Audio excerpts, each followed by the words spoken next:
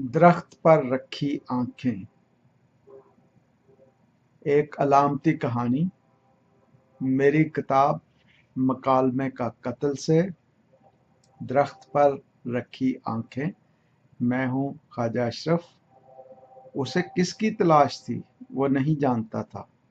مسجدیں، مندر، شراب خانے، ڈسکو اور سمندروں کے برہنہ ساحل، وہ اس تلاش میں کہاں کہاں نہیں گیا تھا۔ اسے لگتا تھا اس کی آنکھیں درخت پر رکھی ہیں جو ہمہ وقت چاروں طرف گردش کرتی رہتی ہیں تاکہ کوئی آشنا چہرہ، کوئی آشنا آواز، کوئی آشنا خوشبو ایک احساس بن کر اس کے قریب آئے اور وہ اس سے لپٹ کر ہمیشہ کے لیے دھوئیں میں تبدیل ہو جائے۔ اس نے کمپیوٹر آن کیا تو اس کے میل باکس میں ہزاروں ای میلیں اس کی منتظر تھیں۔ اس نے یہ دیکھے بغیر کہ کون سی ای میل کس نے بھجوائی ہے، ایک بٹن دبا کر ساری ای میلیں صاف کر دیں۔ پھر اس نے فیس بک پر اپنا نام ڈالا تو دوستی کی کتنی درخواستیں، کتنے پیغامات اور کتنے تبصرے اس کے منتظر تھے، سب انجانے لوگ۔ اس نے دوستی کی درخواستوں پر نظریں دوڑائیں تو سارے نام اجنبی اور تصویریں انجانے لوگوں کی تھیں۔ ناموں سے اندازہ ہوتا تھا کہ دوستی کے طلبگار کسی ایک کلچر سے تعلق نہیں رکھتے تھے۔ کوئی چینی نام تھا، کوئی جاپانی، کوئی انگلستانی، کوئی ہندوستانی، کوئی پاکستانی، اور تصویریں دیکھ کر لگتا تھا کہ جن لوگوں کی آنکھیں درختوں پر رکھی تھیں وہ کسی خاص عمر یا جنس سے تعلق نہیں رکھتے تھے۔ مرد، عورتیں، لڑکیاں، لڑکے، بچے اور کچھ جانور۔ اب ظاہر ہے جانوروں نے فیس بک پر دوستی کی درخواست تو نہیں کی تھی، بس کچھ انسانوں نے جانوروں کی تصویریں استعمال کی تھیں۔ تصویروں سے یہ اندازہ بھی نہیں ہوتا تھا کہ جن لوگوں نے جانوروں کی تصویریں استعمال کی تھیں وہ جانور ان کی فطرت کی نمائندگی بھی کرتے تھے یا نہیں۔ اسے محسوس ہوا کہ صرف اسی کی آنکھیں درخت پر نہیں رکھی تھی بلکہ اور ہزاروں لوگوں کی آنکھیں بھی درختوں پر رکھی ہیں جو ہمہ وقت انجانی فضاؤں میں گردش کرتی رہتی ہیں تاکہ کہیں کوئی آشنا چہرہ، آشنا آواز یا آشنا خوشبو احساس بن کر قریب آئے تو وہ فوراً اس سے لپٹ جائیں۔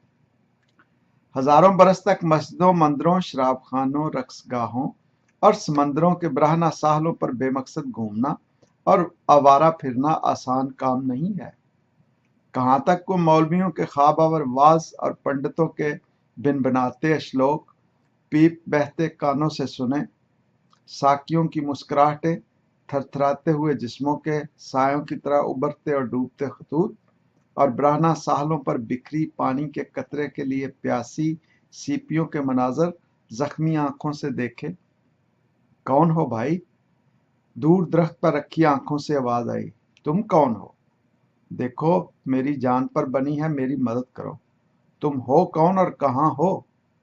میں اسلام آباد میں ہوں، سارے شہر میں اپنے ننگے شریر کے ساتھ گھوم پھر کر آیا ہوں لیکن مجھے کوئی مرد نہیں ملا۔ فیس بک پر صرف وہی نہیں بلکہ اور دسیوں لوگ اپنی آنکھیں درختوں پر رکھے کسی آشنا چہرے، کسی آشنا آواز یا کسی آشنا خوشبو کے منتظر تھے۔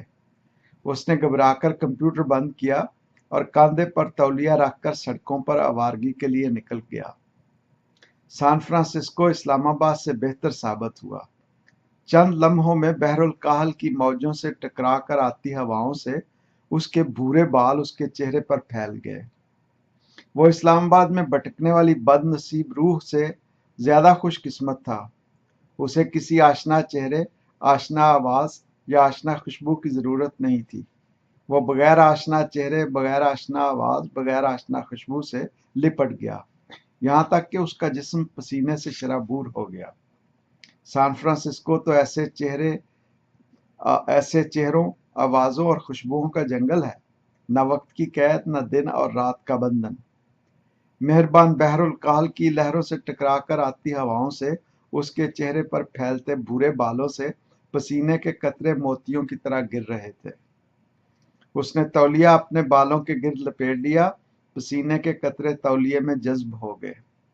उसने बालों को दोबारा तौलिए से आज़ाद किया तो हवा से लहराते बालों की जड़ों में उसे हल्की सी खुनकी का एहसास हुआ।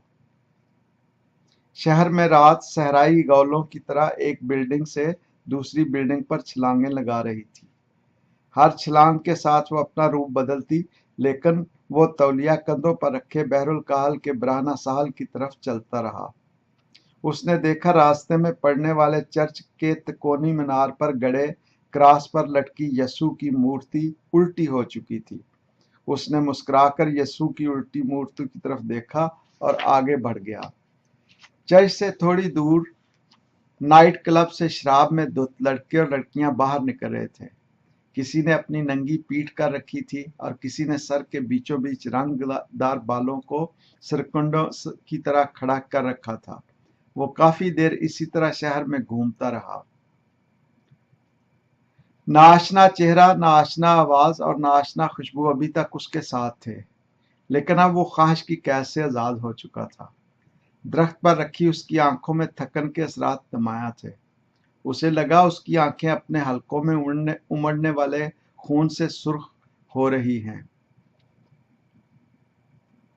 उसने दरख्त से उठाकर अपनी आंखें तौलिए से साफ करने की कोशिश की, लेकिन उसे तौलिए पर खून के धब्बे दिखाई दिए।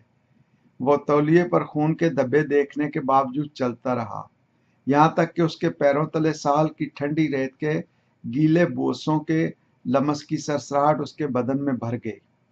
उसे लगा एक नाशना खुशबू अब भी उसके शरीर से लिपटी है। उसने बराहना साहल पर खड़े होकर बहरुल काहल की पुरशोर लहरों की तरफ देखा। रात की तन्हाई से फायदा उठाकर बराहना चांद पूरे वजूद के साथ लहरों में गुसल कर रहा था। उसने दरख्त से उठाकर अपनी आंखें अपने हलकों में रखीं और बाकी हजारों सीपियों की तरह पानी के कतरे की उम्मीद में बराहना साहल पर लेट गया।